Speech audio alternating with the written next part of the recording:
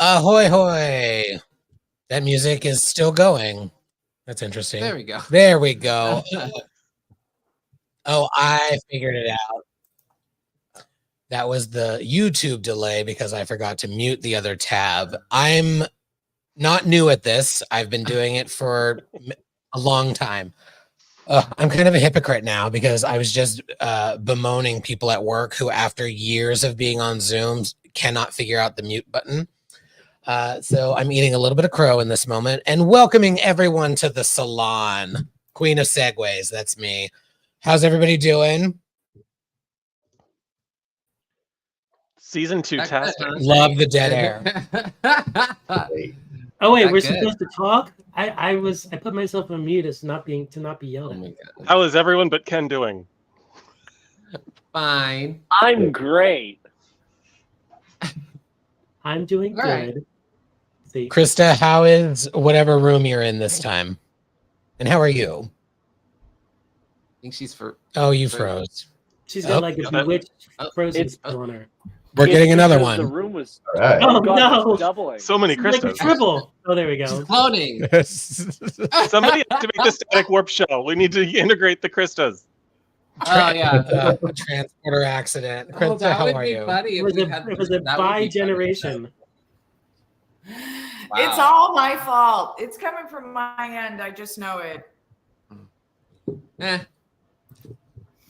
Well, I'm guessing everybody's doing well. And we're going to move on.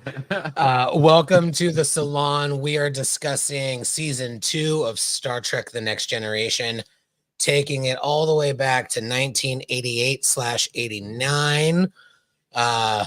We all remember that, right? Everybody remembers year 4 and 5 of their life. You weren't born yet, were you? I was born in '88. Yeah. So a few months. Krista, we're so old. Compared to these. Wow, drag her to filth. These youngins. Look at all these youngins we got to deal with. We're old. All right. So, yes, we're talking about season 2. The Doctor is out. The Doctor is in. Unfortunately, some shenanigans occurred behind the scenes, and Gates McFadden was let go. It's complete bullshit. Everybody knows the story. We're not going to dive into it. But Diana Muldaur came in this season as Kate Pulaski, Commander and Doctor, and all around badass and curmudgeon. Lots of feelings. This will not be a Pulaski bash fest. This will not be a damn it, we wish it was Crusher. We're very happy she came back in season 3, but this will just be about the episodes of season 2 and the merits therein. But before we do that, as always, we must be ready for I need an executive producer. I just do. Before we get into it, we will, of course, set an intention.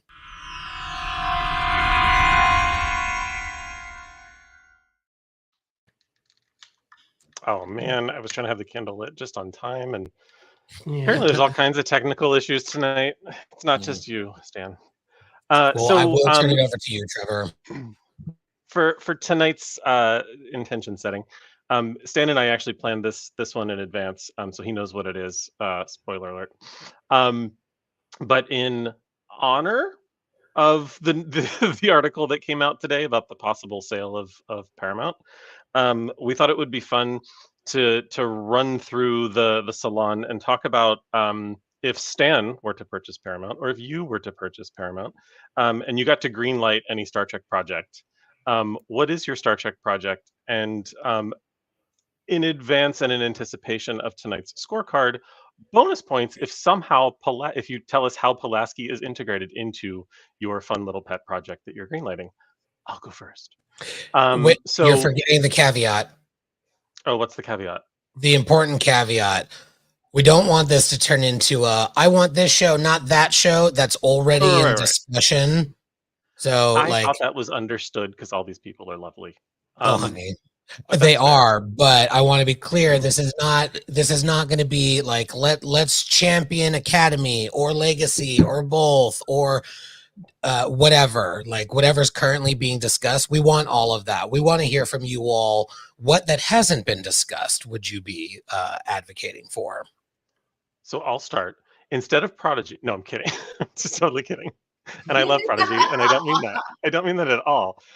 So I've actually mentioned this before, but I can't remember if it was like in our Salon after hours conversations. It may go all the way back to when we were Twitter Spaces. I can't remember, but I know I've mentioned before. I've had this idea in my head since DS9 was in the probably in the middle of its initial run.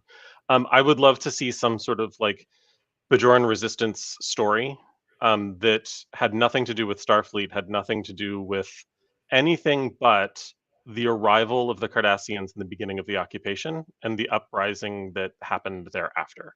And I see it as kind of like the original miniseries and the reboot of the original miniseries V, where it's told from the perspective of, it starts with just everyday Bajorans just kind of doing their thing, and then all of a sudden this giant force shows up and either shows up in force or shows up as a force intending good and turns into the evil, horrible occupiers that they were. And I just think that would be a lot of fun. And I am recasting Pulaski because this is back in time, and it's a very young woman who is determined to help Bajorans injured in the okay, I didn't really think through the Pulaski thing. So there's no interaction for me, and I don't get bonus points. But who would like to go next? I'll let Stan control how that rotates through because I'm bad at it. All right, Ken, go for it. All right, so I would love to see Star Trek What If. I think that would be a lot of fun. And I think the idea of what if it was, for example, Pulaski, who was returned to the Enterprise in season 3 through season 7. And you reverse Pulaski and Crusher, what would that be like? What if the Borg took a different character as their locutus, like, say, Riker or Worf? What if the Enterprise had gotten destroyed by the Doomsday Machine and it was Matt Decker's Constellation that came to rescue him? What would that Captain Kirk be like? That kind of thing. A whole anthology series of What If, Star Trek What If, across the entire 58 years of the series. Fully agree. I've actually put out a TikTok saying similar things. A What If would be great. Krista? If I were to be able to buy Paramount, I would hire Ken to do his What Ifs. But What's that face for? I would also, I'm really interested in the whole kind of spying and the Section 31 of it all of that, and it's across the franchise. So I would like little, not a single series, but like vignettes, 3-episode arcs where we see them doing things in spy fashion and subterfuge and agents. And Pulaski could be the doctor that's assigned to that section that handles these kinds of things. But that's the kind of stuff that interests me, that kind of, and they hint at it, but they don't really explore it. Like, what are you doing with Kirk's body at Daystrom? Like, how did that get there? Those kinds of things, those interest me. Outside of that, I don't want the responsibility of being the head of a studio. You're not winning in any field. You are not going to win. You're always going to do it wrong because you're making the most money. So. Love it. I love it. I wrote that down as Star Trek Alias, even though that's not exactly what you meant, but I love it. Or for Trev, Star Trek MI5. Yeah. There you go. Benji, did you have one? Yeah. I've always wanted them to do, or I guess I would do, probably like a mini series about Data's origins, because there could be like an arc about his time in the colony before his memory was wiped and all the stuff that happens there.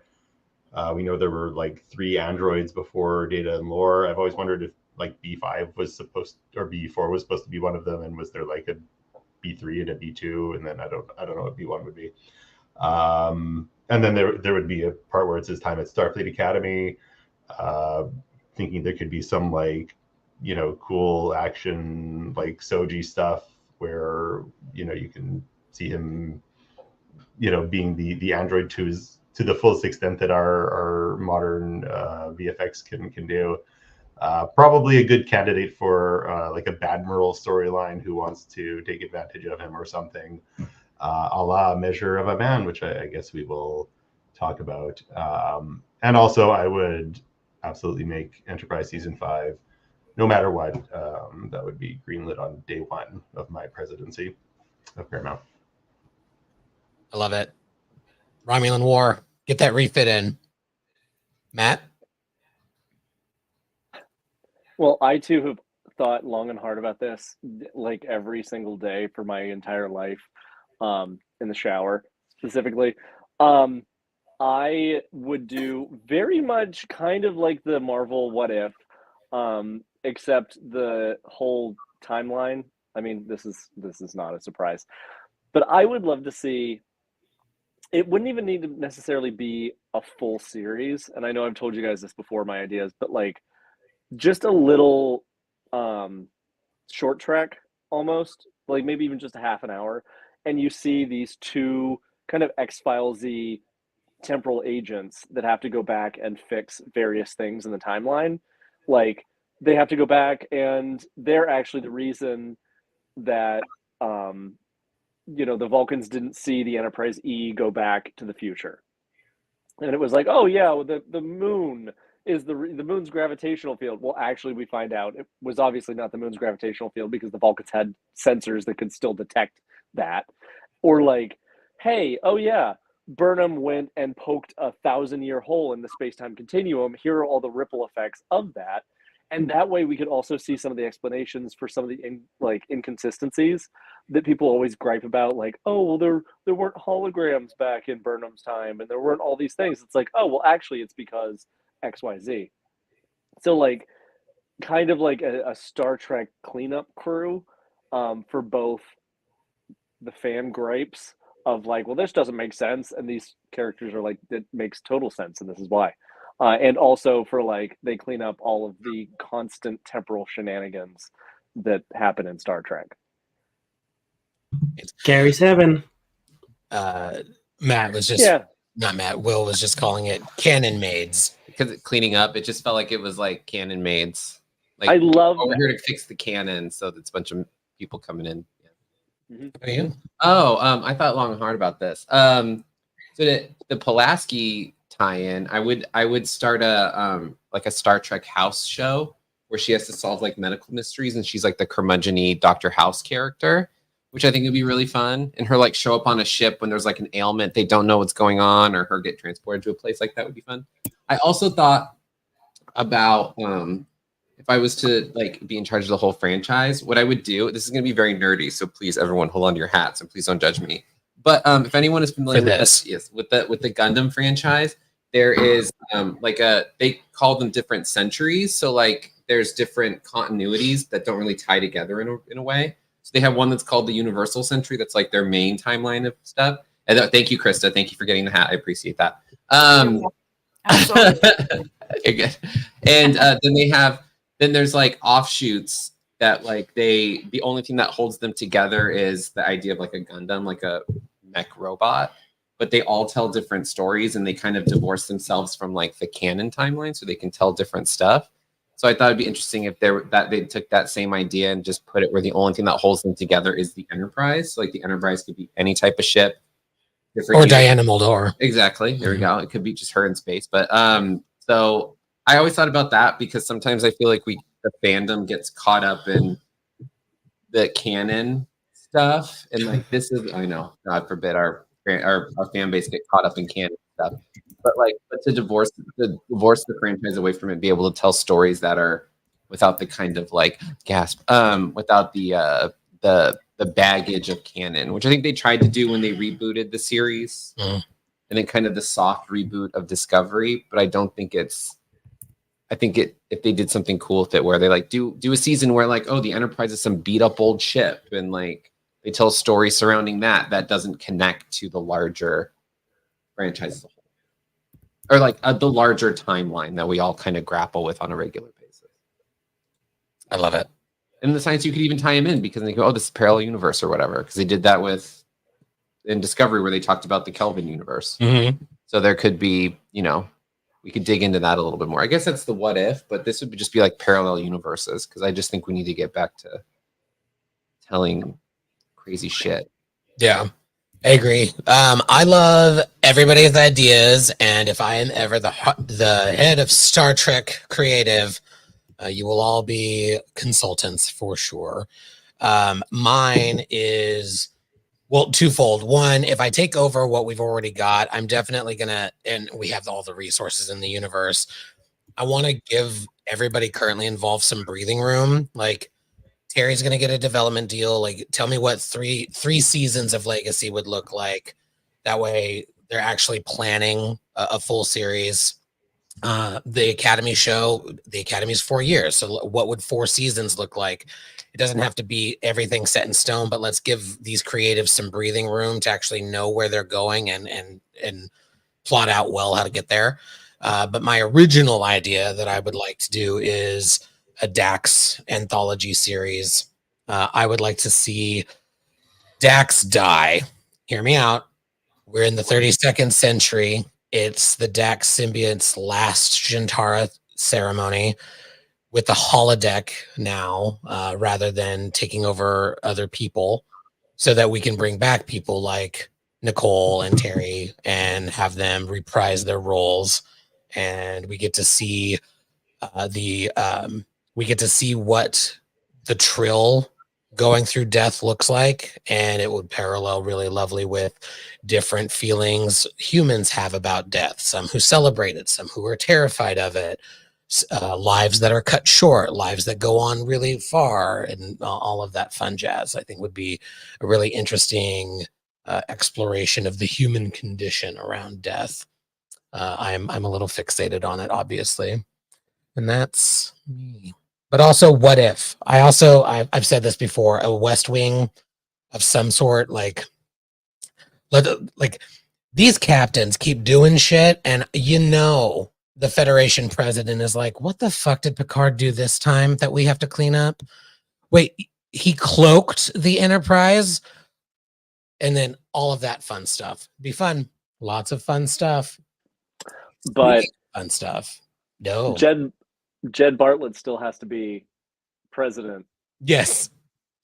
He's just the Federation. It's actually just the entire West Wing cast. It's just various aliens. Like CJ Craig is obviously an Andorian. They each have a forehead.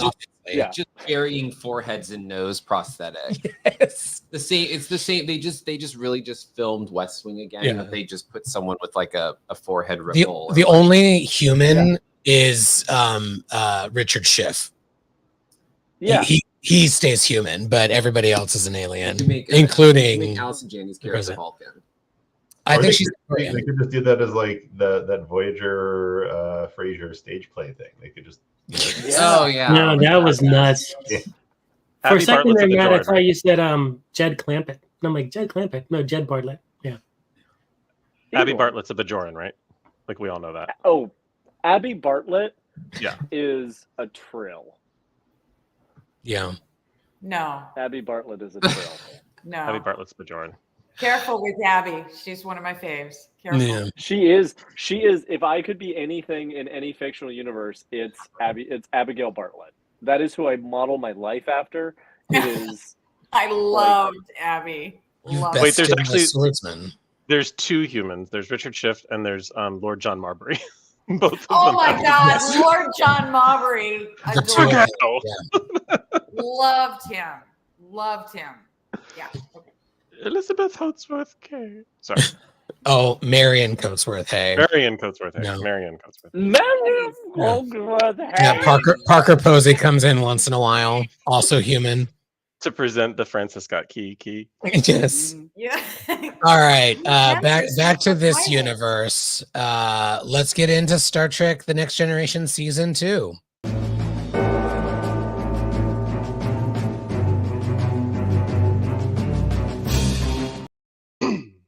Y'all know the drill. Trevor back with us. Glad you're feeling better. Trevor will be reading through episode title and some synopsis. Some will have discussion, some won't.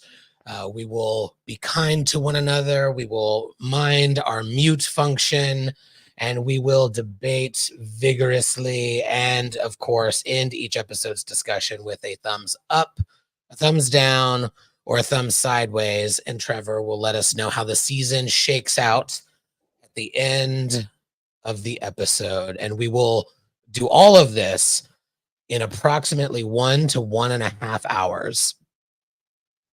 A boy can dream. Trevor. So before we start with The Child, since I did miss last week, here are my thoughts on season 3. Damn it. That's a real thumb war right there.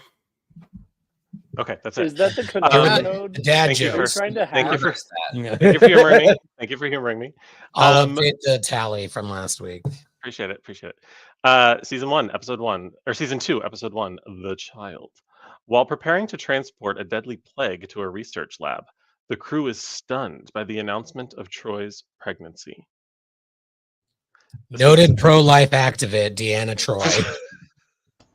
This was an interesting one in many respects, including some fun changes in terms of Worf's division, being officially security chief, Geordi being promoted and moved to chief engineer, and the introduction of Dr. Pulaski, and the weirdo scientist guy that was worried about the plague samples growing, and his scary mustache. Yeah. And a Star Trek Phase 2 script. And a Star Trek Yes. script. Yes. And I would also like to say that man, from here on out, I'm going to call him the prospector, because that is all that's the vibes he gives me, is just old-timey, competent prospector. I don't know why, it's just... I always thought he Gold. was Gomez Adams, but I looked it up and I was wrong. Lieutenant Commander Hester Delt. Medical You know who he president. does look like is the judge from Adam's Family.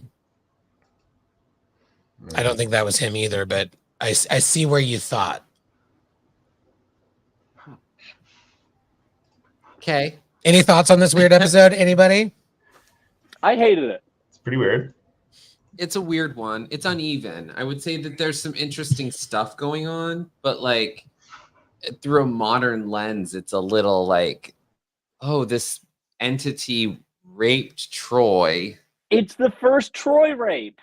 Yeah, And- it sets and up the a problem really is it's not dangerous the last. precedent. Yeah, not the last, unfortunately. No, not the Not last. even And the kid close was to. creepy. Don't worry. Yeah, There's creepy nothing kid. I to don't like worry saying about. creepy, but that Yeah. kid was creepy. Child actors are creepy. Yeah, Yeah. it's a weird episode. I think Marina Sirtis does a fine job. I think she does try and act her way through it, but it is the weirdest way to open a season. Mm-hmm. I don't know if this was a time where there was a thought put into the sequence of the episodes, because sometimes they're not filmed in order in which we see them. But it is a very bizarre episode. It's very bizarre. Like watching it again, I was like, oh, I hate this. Like, it's a good Troy episode, but like viewing it now, it's a little weird because this entity rapes her. I was like, I wanted to know what it was like to be human. And I was like, why don't you talk to someone? Yeah, ask Instead a of question. instead of raping someone, like that's fucking weird. Take her to dinner and ask her some questions. Yeah. Troy But would also the funny I'm thing, we sorry. never hear about this being ever again. Troy's just like, we're never talking about Never. Ian ever again. Never. He's like, bye. And like, she just wants to have this baby of an alien so badly. Like, Well, she Right. doesn't even consider it a parasite or anything of like, oh no, it's my baby now, I'm gonna have it. Like, how Well, desperate so what's are interesting- you? Yeah. But if you think about it, it's Ilea and Decker, right? And so Ilea is a Deltan. And because that's who was originally written in to be the script, right? So Ilea is a Right. Deltan, very, very sexual. You know, if you think about the Deltan as opposed to the Betazoid, and you think, would Ilea, the character being, and the race being Deltan, wanting to carry this baby through, and this concept of the Deltans being very, very sexual, that, you know, if that happened to Ilea, she wouldn't be necessarily as upset. And that's how the script was originally written, because the Deltans are incredibly sexual entities, right? And Sex is like a handshake to the Deltans. Yeah. Mm. right. But also that circumvents the concept of consent, Mhm. because I'm assuming that there's not like rampant sexual assault happening on Delta. So Well, like, their oath of celibacy is on record, but there is on Delta. There's sex is like just tennis. but I mean, Um, I guess what I'm saying, that it's But not. I'm sure that consensual, there are yeah. consenting partners. That there's Yeah. just not. It's just not like a giant rape planet. Right. No, it's not a giant. You know what I rape mean? So like, I still, it's weird. Yeah, I agree. Like, I want to meet you halfway on it, but it's not Decker and Ilea. It's, you know, like No. It's not Decker and Ilea, but they didn't. That's where they fell apart. The writers did not adjust right. for Troy and Riker. They just left it be more Decker and Ilea. But then they Yeah. wouldn't have an episode because she had to get preggers. It's also like one in like a long line of sci-fi shows and pieces of literature where you have men not knowing what to do with women characters, so they just give them weird alien pregnancies. So it's like Right. so many. You're a stuff. female. Let's put a baby in there. Yeah, exactly. It's an interesting setup too, because you could have a good setup to bring Pulaski in and get to know her and be like, well, her medical advice is like, we should terminate this pregnancy. And Troy goes, well, no, I don't, you know, we get a moral question here. But I think that at the time this was written, maybe not, I agree with Joanne, but it not something that they would have tackled in any way that would have been meaningful. Another Also, one of those episodes that could have been saved by a single line of dialogue, though. Right. The scene in where she is staring at the view screen and everyone's having a conversation about what she should do. There was it was affirming and somewhat feminist to have her say, do whatever you need to do to protect the ship and crew, but I've made my decision. It would have been interesting, though, to have her say, I'm having this baby. I can already sense his thoughts. Yeah. Like there's something about this being that is different. I would like to see this through. Like just something that would have made it sci-fi-y in the process of her owning her decision. Like, but it wasn't a sci-fi thing. It was like suddenly it was an 80s after school special for a scene that should have been science fiction. Yeah, the other thing I just thought these of, people are scientists. Yes. They forget that the people on these ships are scientists when it comes down to it. That they would have been like, oh, I got randomly pregnant. Well, let's figure this out. all right, let's see where this goes. Yeah. You know? yeah, the other thing I just thought of, which I hadn't thought about before, is a lot of people compare Pulaski to McCoy, and this is a phase 2 episode, and in this episode, Pulaski is saying McCoy's lines and playing McCoy's role. So it's interesting to see that, you know, the first time we see Pulaski, she's doing McCoy's script. So it's interesting. Anyway. I agree that with the chat, this was a good introduction for Kate Pulaski as like a no nonsense, like, oh, I have a patient. So yeah, I'll meet the captain later. Loved it. Trevor, shall we do our thumbs? Let us. I'm giving it a sideways. Sideways. Sideways wins. All right, episode 2 of season 2. Where silence has lease. En route to the Morgana quadrant, because again, it's important that we know exactly where they were going, to a fictitious quadrant. The Enterprise is trapped in a mysterious void controlled by an alien wishing to learn the ways of human life and death. So this is Nagilum, who wanted to understand how people die, and again, doesn't have internet access because he could have just looked it up, but instead decided to just start killing half the crew. He must have had Zoom, Or so he he could had have to have. impregnated. He could have jumped inside of Troy's womb. and Exactly. Yeah, wait. Talk about a missed opportunity. That's how we fucking learn how people act. But let's also point out that this is just back-to-back aliens wanting to figure out how humans live through some weird roundabout way of screwing with the crew. Like, you have two very different approaches to it, but basically the same story twice over. Yeah. I don't like this episode because the way the alien looked. Like I remember it being looking at the Star Trek encyclopedia and seeing the entry for this character and just being, I don't like it. I used to put a Post-it note over the picture because it upset me as a child. I didn't like it. I don't like the way it looks. It's like, ow, I didn't like it. So it's a creepy. movie. I don't even care what the I episode's do about. feel I can't that, watch though. it because that alien freaks me the fuck out. The conversation it about did when death I was grew weird up, too. yeah. It freaks me out. This is like Well, another he tried to emulate human form. It actually says it in the episode, if I recall correctly. He said he's trying to emulate what the humans look like. He Well, he just recreated a designed Federation That's starship, not but he even can't wrong. make Yeah. a face. Just this face in the Technology is better than biology. Didn't like it. Right, but the suggestion that that humans are like interesting enough for all this effort, it's kind of like, I'm part of the species. We're not that Well, interesting. I Right. think the thing was that in both episodes, it was that the Enterprise entered into their space and they had never seen, and they were like, "The hell is this?" Like Yeah. Who the hell are these people? Yeah, Yeah. or Yeah. like you have a setup where it's like, oh, we met this, we randomly stumbled across this giant god entity in this cloud, and then it's like, oh, you die? I want to see that, and starts killing people. That's fucking hilarious. Yes. I was like, how did that happen? Oh, I can just keep your cool. You're dead. Oh, how did that? That would be funny. Ooh, How do do you it in feel slow about motion. Slow it Well, down. they did do that. They Yeah. killed the guy and he says maybe a third of your crew. Right. Yeah, I mean that's funny to me. But like, This is like- I I just want Mike McMahon to like resurrect every weird ass thing from season 1 and 2 of TNG. And Yeah, but No. candidate. this was one of the first times I think I really saw. Well, no, it's not the first time, but in this season, Patrick Stewart really chewing the scenery. I cannot allow you to do that. Like, okay, Yeah. calm down.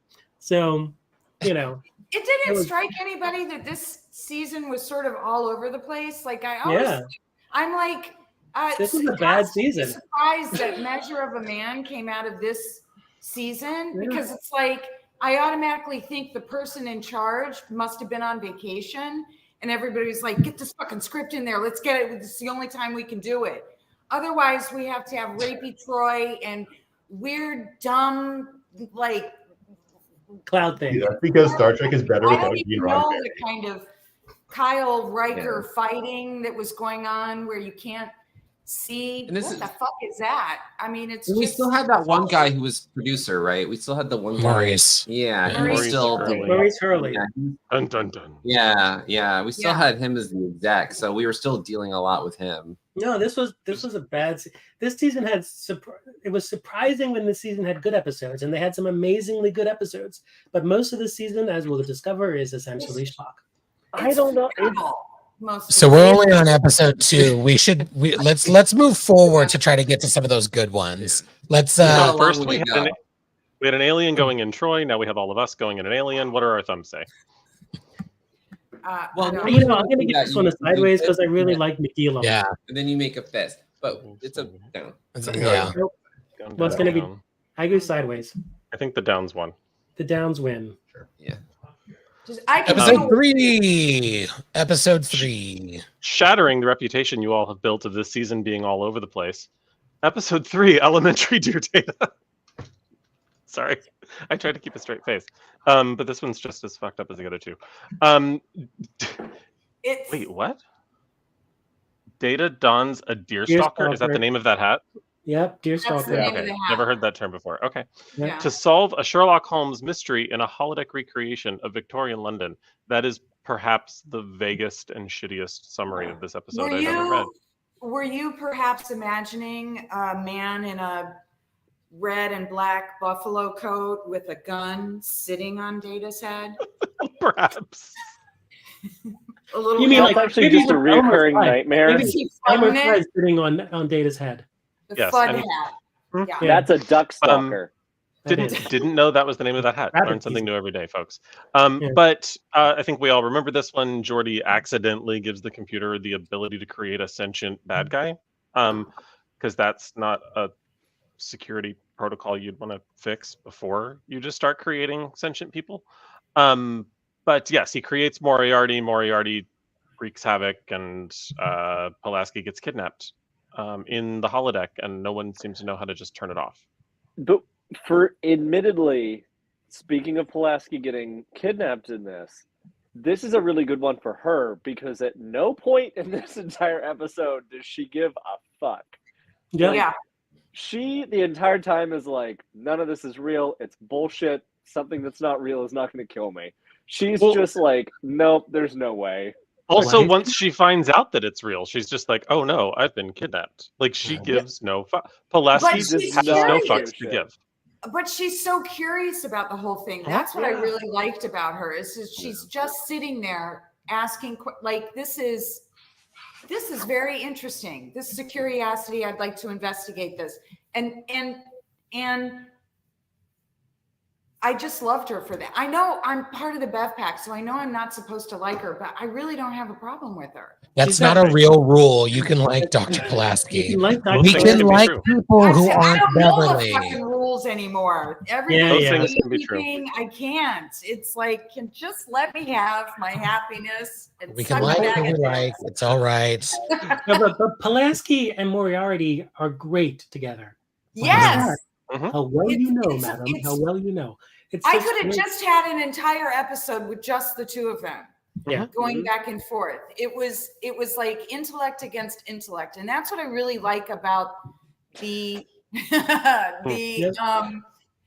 Pulaski character is they didn't skimp on intelligence. They like doubled down and leaned in, and they made her a contemporary of Picard instead of a foil or instead of a love interest. I mean, they could have excised the character altogether or gone, and forgive me, but go the Jerry Ryan route with the body and the objectification and introduce that instead and have that go. But instead they introduced a woman that stands on business. She's got no time for bullshit.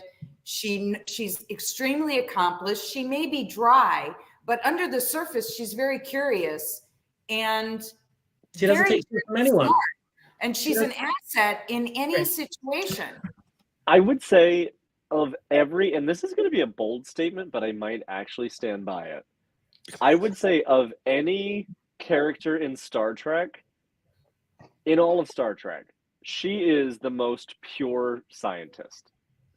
She approaches everything very, like, look at, and we'll obviously see in later ones, there is at no point where she is willing to give up some scientific discovery or say, okay, I have to figure this out, or like there's no fucks to give, but it's also endless curiosity and trying to figure shit out.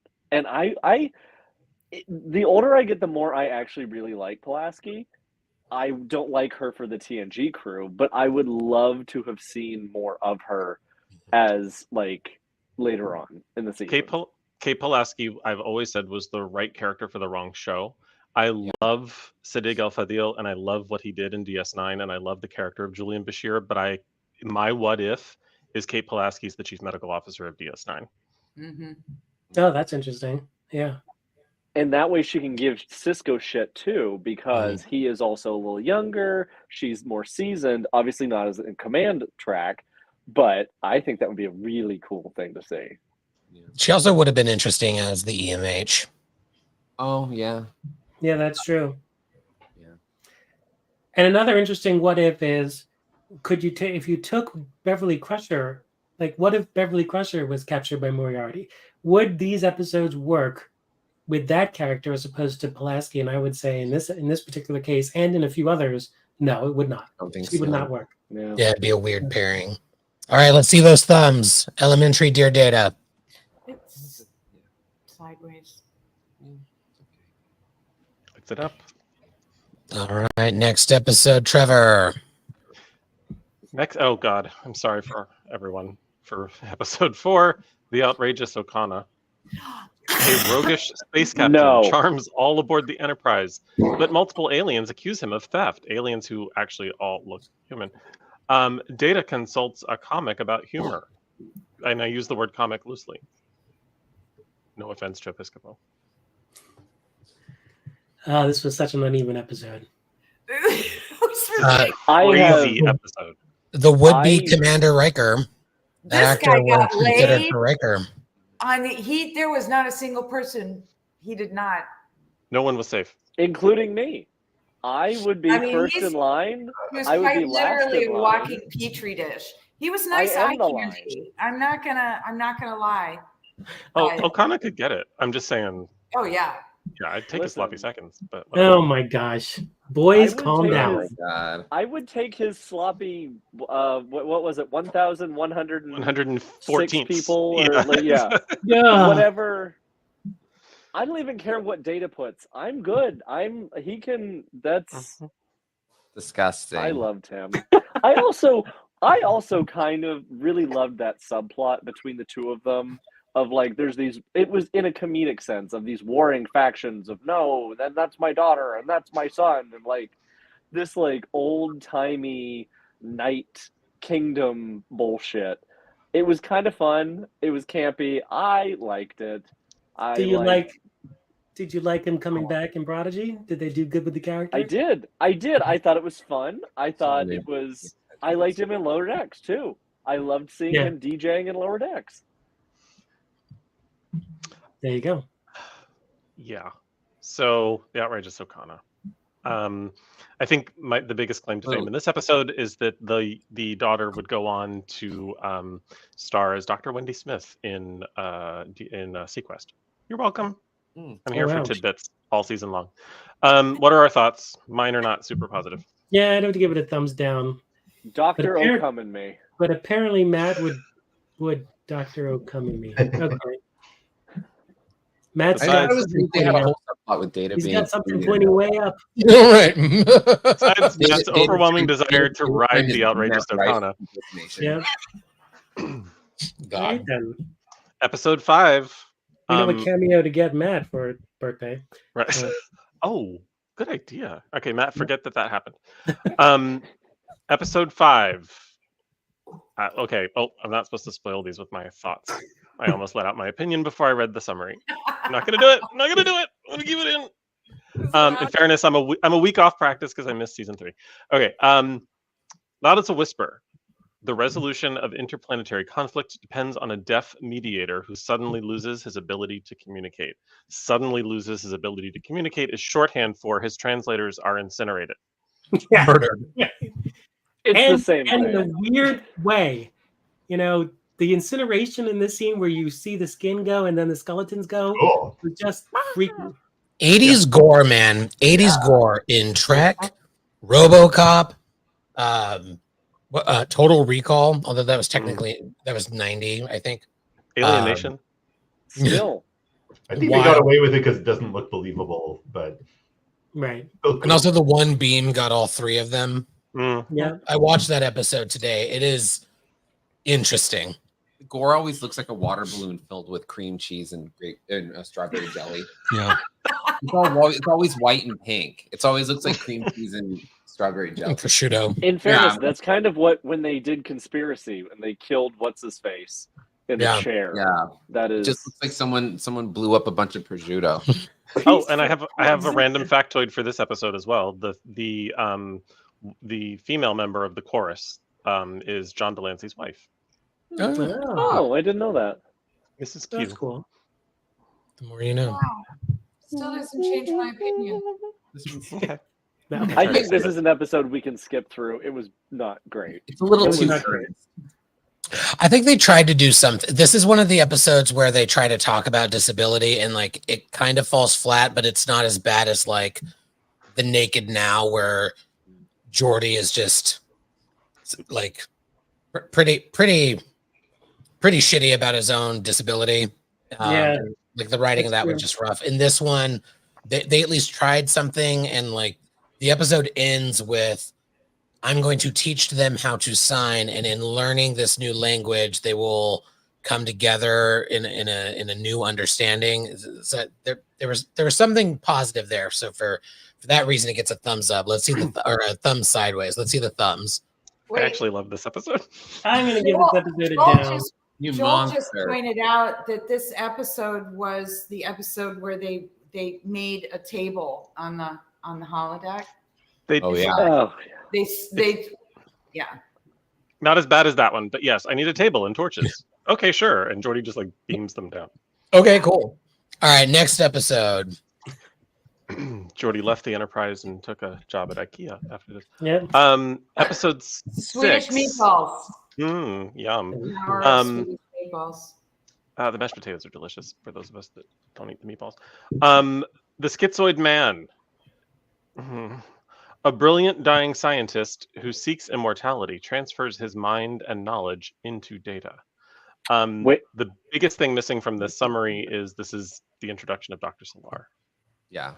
I was just going to say the Icon. best part of this entire episode is Susie Plaxton. Yeah. Let the Susie Plaxton era begin. She's here to serve cunt. She's here. Dr. Solar. Her She description of him too She's- was like, She's here to do whatever she needs to do and be whoever she needs to be. Serving face. Serving Oh. wig. I loved it. Her in this entire episode was great, but when she was asked by the captain, what was your impression of him? It was like, she just laid it out. It's like arrogant, chauvinist, piece of shit. I love Exactly those words. I Kinda want like her we're- back in Trek more than anyone. It's like Anytime- Talin came from her. Talin from Lower Decks. Mhm. Yeah. Mm. Yeah. Anytime I played that like Star Trek shipbuilder game, do you remember that from the 90s where you build your own little starship and you play these like fucking lame little missions? Vaguely. Vaguely. You can pick like your crew members, right? And you only got a certain amount to make a crew. I always picked her as my doctor. I was like, she's the one. Yeah. Every time. That's Even her. I don't She's think the she's one. technically I don't think she's technically like a medical doctor, but I still did it. I think she is. She's She's a not medical because they doctor. bring She's her up. Dr. Solar. You, Oh, right. Okay. you Lieutenant never Dr. see. Actually, fun story. She is the #1 most referenced doctor on the Enterprise D besides Crusher. Oh, right. Yeah. They will. You never see her again. Well, you do. We Bring do. her back. Where's she for Lower What? Decks? Yeah. I don't think we see her. I think we only hear about her. Yeah. Well, we hear about her a lot, but I thought we saw one more appearance later on. But anyway, you hear whenever they say it's always, and actually it was in a briefing a couple times where Dr. Crusher will say Dr. Solar will be filling in for me. Yeah. So she is like second. You also hear the CMO. computer say Dr. Solar report to Ward 4 or whatever. At In least yesterday's once. Enterprise. Yes. Yeah. Don't ask me why I know that. This is one of those Trek things episodes that's that just in there. I don't know why. this is one of those episodes I think about, like, if Twitter existed back then, good God, like as much as people want to act like the Next Generation era was all perfect and rosy, like this episode's terrible. And I could only imagine Trek Twitter at the time being like, they couldn't figure out quicker that Data was clearly being taken over by, like, he acts nothing like himself immediately, like, and then they just like mosey on through it, like, oh, Mr. Data, maybe why don't you go back to your quarters? We'll talk to you later. Like, no, put his dumb ass in the brig. Like, so silly. It also Enterprise had the crew very was- cringy character of, is it Corrine Brianna or? Oh, Corrine yeah. Brianna? Right. Oh, and the young doctor woman that was Graves just is hanging out with terrible. Dr. Graves, like for no apparent reason. Like Yeah. they never really identify why. Like either and she say that says she's later- a child bride or don't. But like, Yeah, she says later, oh, I knew he liked me and I kind of like him if I were older. Like, he was a fucking asshole. He literally do you- says to Deanna, women aren't people, they're Oh, yeah. women. but Women also aren't people, they're women. she says, I knew he kind of liked me, but I didn't know why. You live with him alone on a planet. Like, there are two people on this entire planet, her and an old man. Why is she there? No one Yeah. ever says. She's not a brilliant young budding cyberneticist. She's just a woman who's there to get her hand broken later by Data. Yeah. Mhm. All right, let's see those thumbs. Boot. Thumbs up for Solar. Boot for everything else. Yeah, I would give Put it it- more. We had more Solar. All right, Trevor, take us to the next episode, Maximum Warp. Episode 7, Unnatural Selection. The crew fights against a mysterious disease which accelerates the natural aging process, causing humans to die of old age within a matter of days. The episode where the transporter becomes the magic solving device it was fan fiction supposed to be forever. So I like this one because I was going to say Solar. Whoops. Pulaski does not hesitate. And the best part about it is that she knows what she's getting into. She knows the risks, and it's very clear she expects no exception. She's fully willing to eat the accountability, eat the consequences, and expects absolutely nothing else. And this is what I like about it. Really showcased the mentality of what the previous generation's feeling was or attachment to Starfleet. And it's why I feel like she was more contemporary to Picard than a foil that highlighted how he was different. It showcased that. So I like this one. I mean, I like that they got her back, but I like that she was willing to just be like, yeah, don't do anything extra. This is what I did. Yeah, it's a great Pulaski episode. Probably the best Pulaski. It's a good Picard Pulaski episode. Mm-hmm. I think it shits the bed right at the end, but I think it raises a lot of interesting questions and like it's fun. But I feel like they kind of didn't know how to wrap it up, so they went like, transporter. Like it does feel like it. Season smells like a shitted bed. They're interesting ideas. It's just like it does feel like they couldn't stick the landing on them. Yeah, we're waiting for her medical records. Like, what do you mean waiting for them? They're coming by courier? Like on a shuttle? What? Wait, they were accessing it. Damn, the limitations. They were aboard. Yes. They were aboard the USS Hood, who had to intercept them and somewhere because it's always the USS Hood that had to be doing everything. Who paid for FedEx Impulse instead of Warp? Feel like you know, it's a bank where you have like a little. I'm just saying, I love the way they treat the starships like they're just these Ubers. They're like these giant Ubers that deliver for Amazon. I mean, what else is the Miranda class doing at this time? Move people around.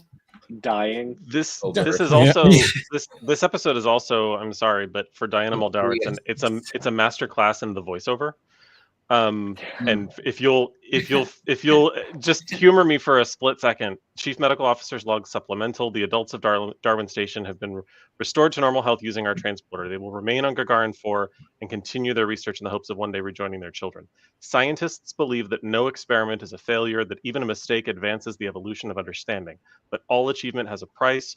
For one brief glimpse at the mysterious blueprint of human evolution, the men and women of the USS Lantry paid with their lives. Their sacrifice is thus noted in this scientist's log. Is the best voiceover I've ever heard that wasn't delivered by Claudia Christian at the end of Babylon 5. Yeah. It was very good. And she called herself a scientist, to your point earlier, Trent, or to Matt's point, scientist. Yeah. I also love there were some good moments with Data here. I think people looking back think about Pulaski and Data as only the adversarial stuff because of that first episode. And it's easy to forget that there's a really solid evolution between the two of them. And in this episode, we got some good moments of that evolution that I really liked. The shuttle in particular.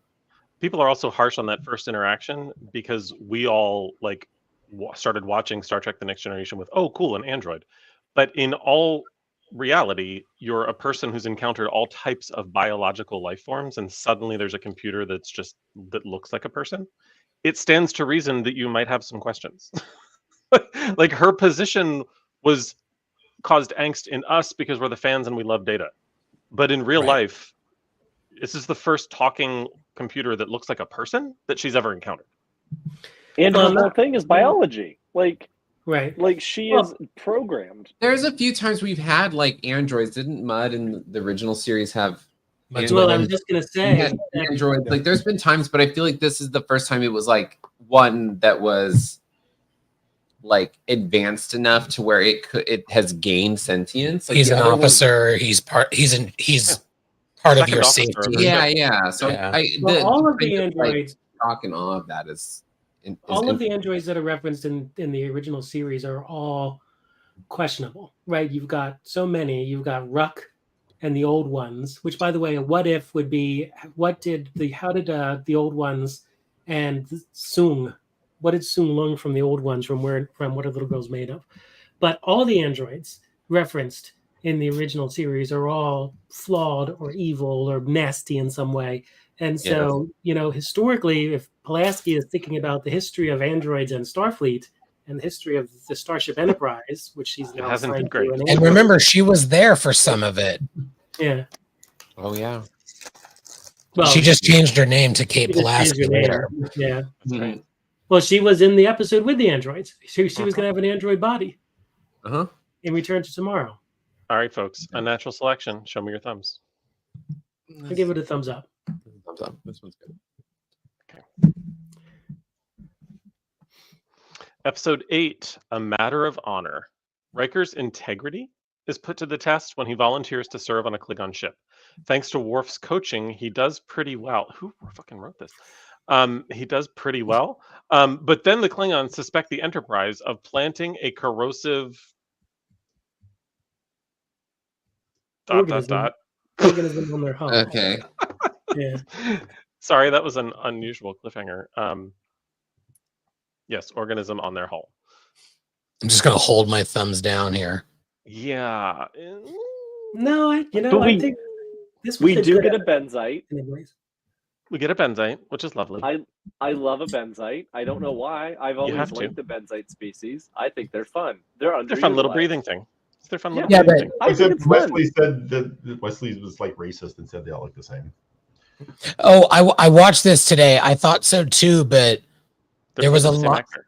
There was a line there about.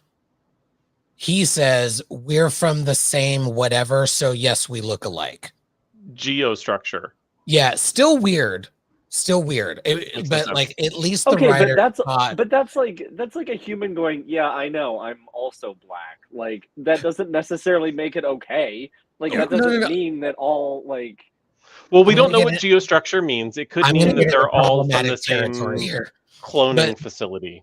The way that he says is it, Egg really factory. does- I don't know. it was weird. I think Wesley is just a nepo baby, and tell me I'm wrong though. Tell me Wesley isn't the biggest nepo baby in Star Trek. Oh no, Jack is. Okay. 1 year at the academy, and he's the captain's assistant or whatever on the flagship. We've Jack just is back erased here that for me. criminal record. No problem. We'll just get Yeah, rid it's the of all Crusher that. Boys. The Crusher Boys. I actually liked this episode. I thought this was a good episode. I thought it was a very good Riker episode. I thought Good it was a Klingon good episode. It was a good Klingon episode. It sets the tone for how the Klingons are treated in this show too. Yeah, It does kind of set the precedent on how they're represented on the show, which is interesting. And- It's a consistency through the rest of the series is how these Klingons are. And lays the foundation, really, in a lot of ways, for what we see in DS9 with all of the Klingon, approach to how their hierarchy and their social, their ship skills and everything. Yeah. Nice to have a Riker episode that actually did something with him. The Danubian slime worms are not really from here, Joel. I think you're being facetious. The Danubian slime devil. Anyway. Which is what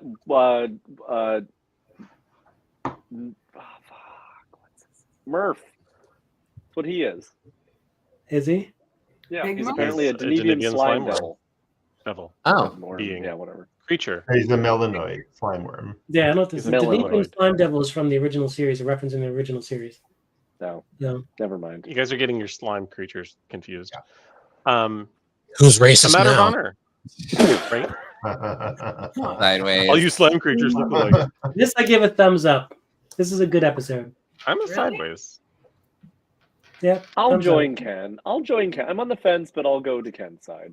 up. Wow. First time for everything. I I know. think consensus is a sideways. Help your elders. I feel like this next one we can just all give our thumbs and move on. The Measure of a Man. When the Enterprise arrives at a newly established starbase, Data is ordered to serve. No, he's not ordered to serve Captain Bruce Maddox. Bruce Maddox is a commander who wishes to disassemble Data and study him. I don't know who wrote this. Where are you getting these? Did you ask ChatGPT to write summaries for each episode? What the fuck are you reading? No, it's What's Google. going That's on? the idea. Just Google. It's just Google. Google being. Because Because Well, I'm on Wikipedia, and these are like the ones that I have are like so much better than that. If you just Google Star Yeah, Trek: The Next Generation Season 2 episodes, that's what I'm looking at. half the fun used to be the shitty descriptions. So so anywho, I no wait, what? Who wrote these? Agreed, Joanne. It genuinely might have been ChatGPT for Google. Maybe. Or another Android. Or an Get intern. it? Google Android. I don't know. I'm tired. The Measure of a Man. Philippa Louvois, yay. Disassembling Data, boo. Fun fact about this episode: the writer of the episode actually, this was a submission episode, and then she was hired as a staff writer afterwards. Melody Song? Snodgrass. Yeah, Snodgrass. Oh, this Yeah, is she Snodgrass. hired a full-time writer after that. She submitted the script, and they hired her immediately afterwards because of the writer's strike at the time. They Can you needed imagine this script. being your first episode? Like, Oh my good god, luck- it's good luck it's topping such a that. play. Right. You got nowhere to go but down. This Yeah. is like a classic episode. Peaking early. I know, but it's a classic episode. I don't think anyone thumbs up all the way around. Yeah, I think it's relatively flawless. Yeah. So, just out of curiosity, I just asked ChatGPT to sum up this episode. Oh no! Absolutely not. We will not. Oh no! We will. We You will. can use it for not. entertainment as long as you say what it is. This is Ugh. not. It says Star Trek The Next Generation episode titled The Measure of a Man revolves around a legal and ethical dilemma. Lieutenant Commander Data, an android crew member, is the subject of a hearing to determine whether he is the property of Starfleet and can be disassembled for scientific research. Captain That's Picard fun. argues that That was Data. good. I like mine Huh? better. It's better. You're basically just reading the script. I was just gonna say it's That's just gonna the go through a whole script, yeah. synopsis. All right, Exterior, so Enterprise orbits starbase. Interior, no. That's not what it is. So this writer wrote 2 more episodes in this season, Pen Pals and Up the Long Ladder, that we'll get to. But then also 2 episodes we talked about a few weeks ago. She wrote The Ensigns of Command, which we gave a thumbs up, and The High Ground, which we gave a stellar thumbs up. Look at you, Snodgrass. Through Melinda. Melinda. Doing great. and then they kiss. And then they kiss. Oh, speaking of kissing, our next episode, The Dauphin. Wesley falls for the young future leader of Daled 4, unaware of just how dangerous the girl's protective and overly restrictive guardian can be. Wow. The Guardian forever. Down. I didn't love this episode. I frickin' loved the actress that played the Queen. governess. Yes. I fucking Oh, love she was that good. episode. I think The it's woman Yes. she's in love with. You will stay in your quarters. Yeah. so wild that it's so over the top, and I love that they go Yes. so hard on the fursuits. Yeah, the fursuits, right? Soft spot in my heart. The metamorph effect was wild. And also, like, they rarely, especially then, like, use the holodeck to its full extent, and they're like standing on a fucking asteroid in like a field. Like, they never did stuff like that then. Like, we didn't see anything like that until like the last season of Discovery. Wesley doing some wooing. Well, he was wooing. He It's was great. wooing. I love He was it. wooing like a motherfucker.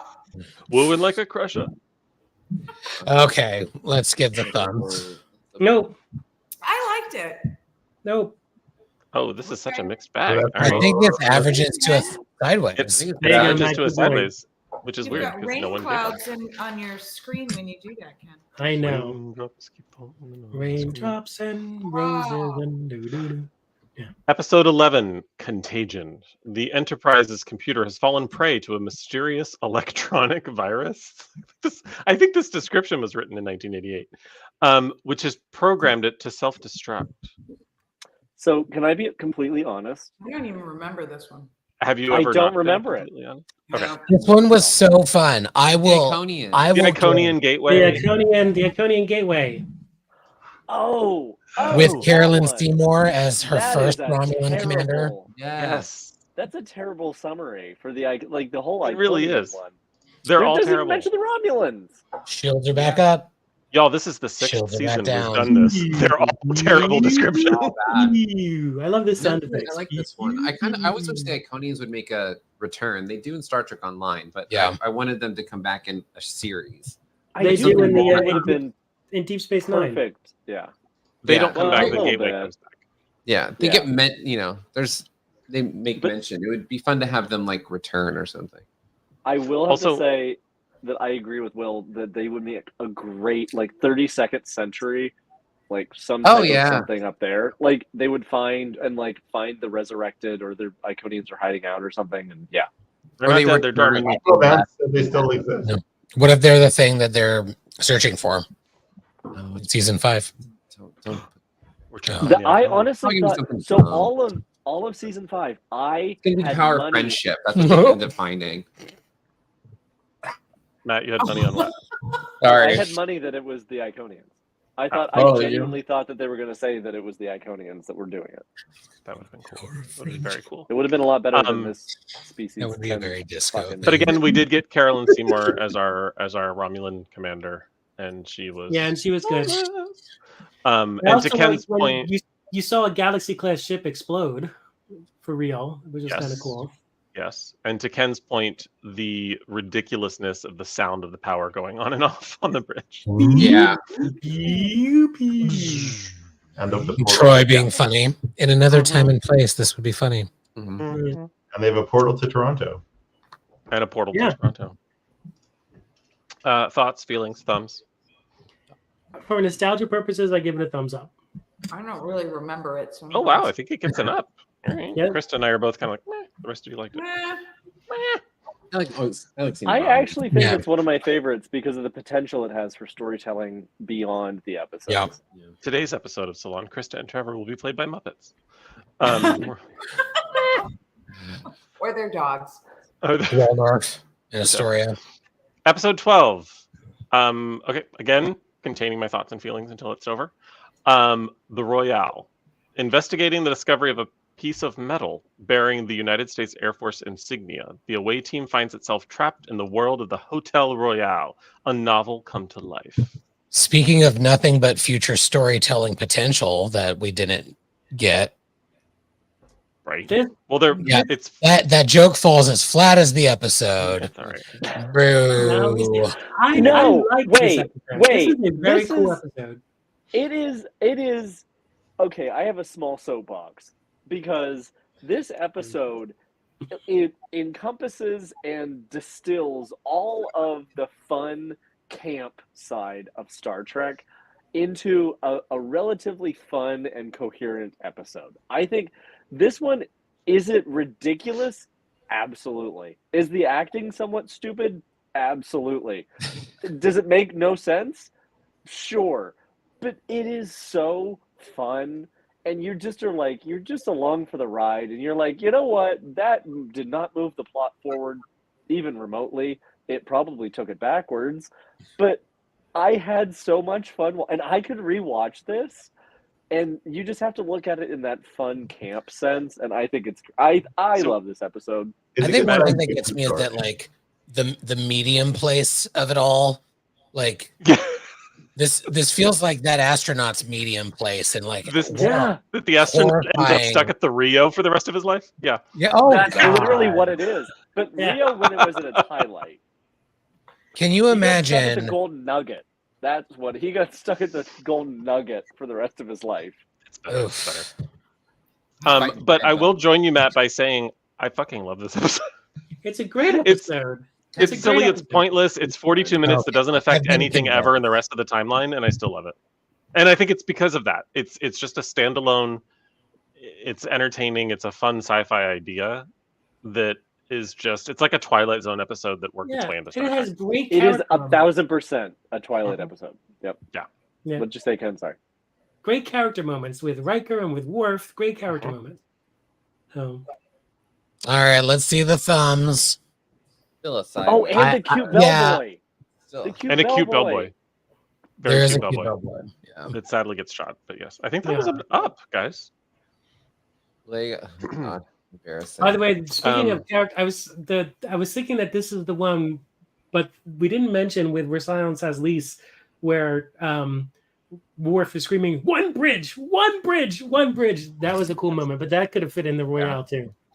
So as he just runs through the revolving door over and over again. Yeah. So episode 13, Time Squared. Did not love this episode. The crew is caught in a time warp when they find Picard's double on a Federation shuttle that is 6 hours ahead of the Enterprise. Okay, listen, I'm Troy Boy for life, right? But this episode was so weird, including Troy trying to connect with other Picard and then having an orgasm while trying, like, realizing that he's from the past, like, thumbs down. And But- everyone stands around like it's normal. Yeah, they're like, No one is this like, "Hey, are you okay?" Because that was trippy. Troy Everybody's like, "There she being goes again." Troy. So this So this episode was supposed to be, I believe, supposed to be a two-parter, and it was supposed to lead into the Q Who It episode was supposed to with the Borg. connect to Q. Yes. And it was supposed to be Q that was doing some weird shit, and it led into Q Who. And The then vortex was supposed to be Q pulling them into the other Yeah. quadrant. Yes. yes. That And so they pulled it apart and they have it standalone like it is, and it doesn't work. But it should have been connected to Q Who, and that would have been an interesting way. I think it would have worked a little better. Because I was gonna say, like, what the hell even is the point of this episode? Like, what did we learn? What did it accomplish? Like, Yeah. fuck all. Well, if you encounter your actually, double from the future, murder him. Murder.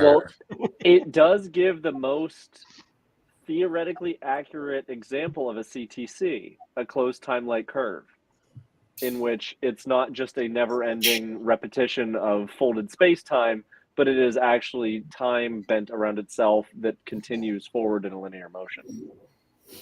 Okay, science guy. That was a lot of words.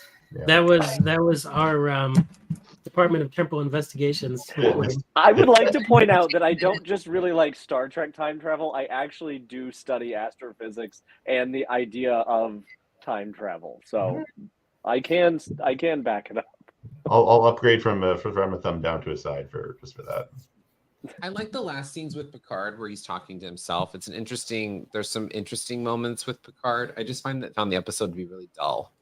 And then if it did lead into, like, the idea of that leading into Q is kind of, I don't know how that works because they're two really Very different. disparate Well, things. the endings were changed for the purposes of not. No, I putting mean, them like, together. the Yeah. concepts just in general, like the doppelganger, the time travel stuff, and then the vortex and the Borg. It's like, it doesn't, I don't know how that would.